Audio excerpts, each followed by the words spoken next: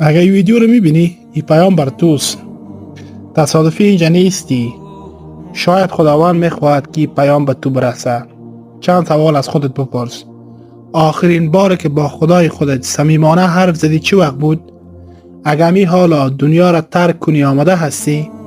آیا قلبت آرام است یا غرق در دنیای فریبنده؟ زندگی کوتاه‌تر از او است که در غفلت بگذره دوست عزیزم.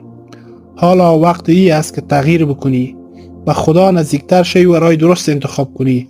اگه این پیام به دلت نشست، ایره با دیگران به اشتراک بگذار. شاید کسی نیاز به شنیدن همین یک جمله داشته باشد.